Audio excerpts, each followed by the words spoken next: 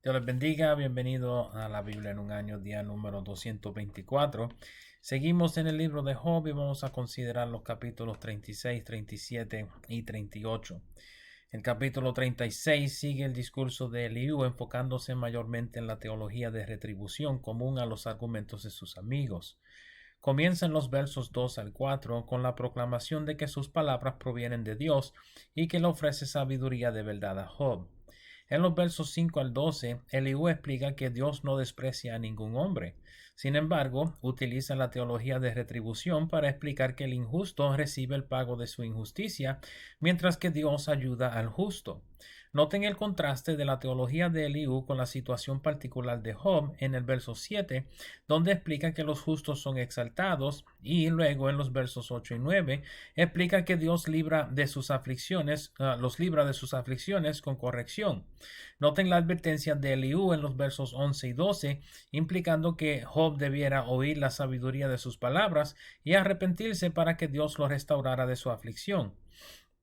En los versos 13 al 16, reitera su amonestación a Job, implicando que sus declaraciones de justicia eran hipocresía y que aún había oportunidad de arrepentirse para que Dios lo librara de su aflicción. En los versos 17 al 23, Eliú vuelve a acusar a Job de maldad y le explica que su ira pudiera dirigirlo hacia el error y el pecado.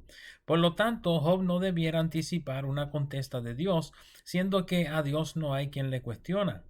En los versos 24 al 33, Eliú exhorta a Job a reconocer la grandeza de Dios y lo sublime cuál es su poder.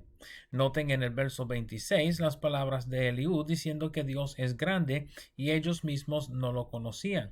Su implicación parece ser que Job ignoraba la grandeza de Dios en su plegaria de ser oído delante de él. Los versos 27 al 33 describen cómo Dios utiliza los cielos, las nubes, las lluvias, los truenos y los relámpagos para declarar su presencia entre los hombres. Es posible que observaban una tormenta mientras Eliú hablaba estas palabras. El capítulo 37 trae final al discurso de Eliú. El último capítulo de su discurso se puede dividir en tres segmentos particulares. El primer segmento, en los versos 1 al 13, centra en la demostración del poder de Dios mediante la naturaleza. Los versos 1 al 5 siguen el motivo de la tormenta con sus relámpagos y truenos. En los versos 6 al 10 utiliza el frío y la nieve. Noten cómo Eliú describe la manipulación de las bestias de la tierra por el cambio de los tiempos. Su punto es que aún los animales reconocen las señales de Dios cuando los tiempos cambian, pero Job aún no ha reconocido el mover de Dios para su arrepentimiento. Los versos 11 al 13 regresan al motivo de las nubes y los diluvios. El segundo segmento, en los versos 14 al 20, contiene palabras dirigidas a Job en retórica. Eliú le dice a Job que debe considerar la magnitud del poder de Dios, utilizando una vez más el motivo de una tormenta. Explica en los versos 16 y 17 que Job no sabe cómo es que Dios obra en las nubes y en los cielos como para cambiar los tiempos. Luego, en el verso 20, pregunta de qué manera Job pretendía darle saber a Dios que era turno de Job hablar. Su pregunta tiene el motivo, como al principio de su discurso, de explicar la insignificancia del hombre delante de Dios, de tal manera que Job viera su petición de presentar su caso delante de Dios como una ridiculez. El último segmento, en los versos 21 al 24, en Eliú termina su discurso explicando que no hay manera de presentar su caso delante de Dios, aparentemente señalando el final de una tormenta. A mitad del verso 22, Eliú comienza a explicar que Dios es inalcanzable por el hombre. Otra vez, esto es solo la opinión de Eliú. Noten al final del verso 23 que dice que Dios no aflige donde hay justicia, insinuando una última vez que Job fuera injusto. Finalmente, en el verso 24 implica que Job se había ensoberbecido y que Dios no le contestaría o lo atendería por motivo de su soberbia. Ahí terminan las palabras de Eliú, cual nos trae entonces algo un poco inesperado, aunque anticipado en el capítulo 38. El capítulo 38 contiene la repentina apariencia de Jehová en un torbellino. Sus palabras de inmediato cuestionan la base del argumento de los consejeros y luego se dirige a Job directamente, mandándolo a ceñirse como hombre. Noten en el verso 3 el motivo de tribunal, en donde ahora Dios se presenta en el escenario como fiscal, dispuesto a preguntarle a Job, demandando contestas. En los versos 4 al 7, Jehová le pregunta a Job acerca de los misterios de la creación.